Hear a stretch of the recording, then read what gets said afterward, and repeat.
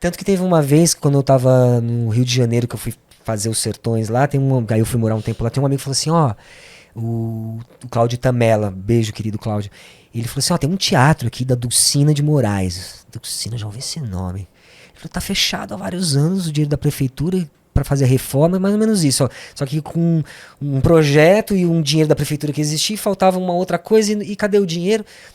Aí a gente falou assim, poxa, onde tá esse teatro? Aí fui pesquisar a história dessa mulher, a Dulcina de Moraes, a mulher mais importante do teatro brasileiro, muito mais que a Fernanda Montenegro. A Fernanda Montenegro vem da Dulcina de Moraes, e as coisas que a Dulcina de Moraes fez para o teatro no sentido de trazer o público eram fenomenais, assim. Primeiro, desde criar a primeira universidade de artes do Brasil, foi ela que fez. Caramba. Em Brasília. Então isso já é um ponto, assim. Pesquisem, porque a história dela para fazer isso é muito louco. Começou lá na Cinelândia, que é onde tinha esse teatro fechado. Ela fez eventos maravilhosos, assim. Ela, por exemplo, fazia coisas assim. Você é estudante, você podia ir lá e fazer uma carteirinha pagar meia. Então você podia assistir a peça de chinelo. Porque no Rio de Janeiro, na época, antigamente no teatro não podia. Você tinha que ir lá de uma roupinha especial. Então ela começou a fazer saraus e coisas de tarde para as pessoas saírem da praia. Ai, minha... Poxa, não vou chorar porque... Mas essa mulher eu amo ela demais. Não a conheci, mas a conheço profundamente. Tem uma obra do Sérgio Viotti, que é a biografia da vida dela. Todo mundo deve conhecer, principalmente quem estuda teatro, porque é uma aula de teatro. Dulcina de Moraes. A terceira geração de teatro do Brasil, ela é. Ela vem de teatro das Zarzuelas. A avó dela era de teatro das Zarzuelas, que é teatro itinerante, teatro cigano e tal. Deixaram muita coisa, então. Muita coisa. A avó dela, a mãe dela era Conchita de Moraes, como diz o Zé Celso, usando as palavras dele, a maior comediante do Brasil. Ama Dercy, mas ele falando de uma mulher que só fez teatro, que não tem registro em filmes, em nada, né? E eu ouvi da própria boca do Zé Celso isso, que ele assistiu a Conchita de Moraes. Então essa mulher, ela trouxe o primeiro Lorca pro Brasil, ela modernizou também o que a gente tinha de dramaturgia. Ela olha, essa mulher é demais. Sabe Vestido de Noiva? Vocês já ouviram falar do Vestido de Noiva, montado pelo Ziembinski e tal. Para os historiadores, né, o pessoal que estuda isso, é aí que começa o teatro moderno. Não é verdade que a gente aprende na escola? Eu lendo o livro do Sérgio Viotti, eu não sou professor, vocês até falam que eu sou professor, mas eu não fiz faculdade de teatro, eu estudo. Eu li lá no livro do Sérgio Viotti que teve um momento que ela abriu uma seleção para textos para jovens dramaturgos. Olha onde essa mulher, assim, lá nos anos 50, onde estava essa mulher. Tava visionária. Não, ela era muito foda. Uma dessas pessoas que chegaram para apresentar textos para que ela apresentasse com a companhia dela era o grande... O que escreveu O Vestido de Noiva. O Nelson Rodrigues. E ela lê aquele texto aí de palavrão. Pensou assim, falei, putz, não vai dar, se eu fizer isso aqui com o meu público, vai fugir. Porque ela era de uma época de teatro que ia fazer teatro de segunda a segunda. Final de semana, peças inéditas. Na semana, peça que bombava. Então, se no final de semana a peça que estreou não dava certo, já botava uma que todo mundo gostava, porque todo mundo vivia disso, né? Então, eu falei assim, se eu botar aqui, isso aqui não vai dar muito certo. Só que ela não era uma mulher que... pra trás, né? Ela passava pra frente, que ela falou assim, olha, tem um diretor aí que falou, tem um diretor que tá montando umas coisas modernas, aí vai falar com ele.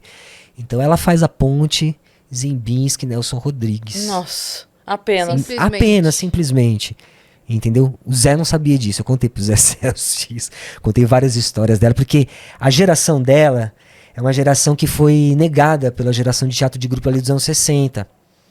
Negada no sentido do que se queria pro teatro mesmo, né? E até no próprio formato do teatro, né? O formato de teatro aí era a atriz na frente, o principal, e todo mundo meio em volta, e o teatro ali dos anos 60 quebrou isso, né? E quando ela sacou que o teatro dela tava ficando pra trás, ela falou assim, eu preciso dar aula, passar o que eu tenho, porque tá vindo uma geração nova, e é isso aí, meu teatro tá ficando pra trás. Embora ela também foi ela botou, por exemplo, ela tinha uma das peças mais importantes da história do Brasil, que se chama A Chuva, de Somerset Maugham. Não é uma peça brasileira, mas a montagem é nossa, e a peça chovia em cena. Ela foi ovacionada na Argentina, ganhou prêmios, ela assim, foi recebida como uma rainha.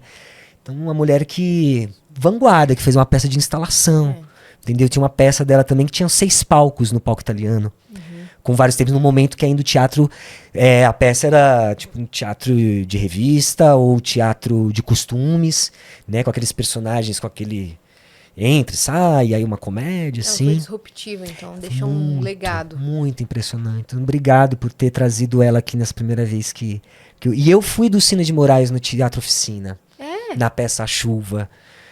Porque um dia eu contei pro Zé que essa coisa da universidade, porque o Teatro Oficina tem um projeto que vem do Oswaldo de Andrade, que é a Universidade Antropófaga, que eu fiz parte na criação também do movimento Bexigão, que foi um ponto de cultura, uma coisa X que eu aprendi e fiz.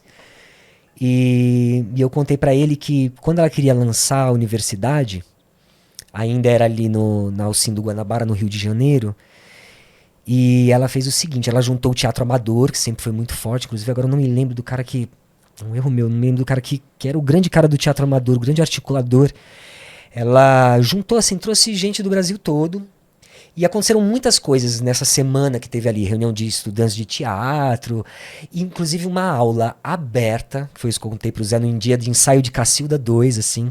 A gente sentado, eu conversei pra ele, falei assim, ó, você sabia que a Dulcina, nesse evento, juntou o Ziembinski, a Cacilda e o Valmor para uma aula aberta como é o autor do Bonde Chamado Desejo? Do Tennessee Williams. Então, os estudantes de teatro tiveram uma aula no Teatro do Cine, que é meio esse cinema, ele tem frisas, é um teatro enorme, lindo, gigantesco, que era o antigo Teatro Regina, que depois a Dulcina compra, e com o dinheiro dela de teatro, ela dá para nós, ela dá para o Brasil esse teatro, tá? E o que acontece? A aula é o Ziembinski dirigindo ao vivo, o entendimento dos atores entendendo o Tennessee Williams naquela atuação realista, Tennessee Williams, né, aquela coisa que vinha do Bonde de Desejo, aquele momento assim, né, que depois vem com o cinema. Lá com o Marlon Brando, aquela coisa toda, né? E o Ziembinski, com aquele entendimento dele que ele tava trazendo do Stanislavski, né? Quando eu contei isso pro Zé, ele ficou doido, assim, não acreditava. E aí, tinha uma cena que na Cacilda 2 eu entrava, vestido com um figurino de A Chuva, de Dulcina, e falava pra Cacilda Becker que ela ia ter que... Ela, no Teatro Oficina, tinha que fazer a universidade, ia deixar pra ela, que era também nós que estávamos ali presente, que era o meu presente, a universidade, né? E essa inteligência que, enfim, era emocionante fazer.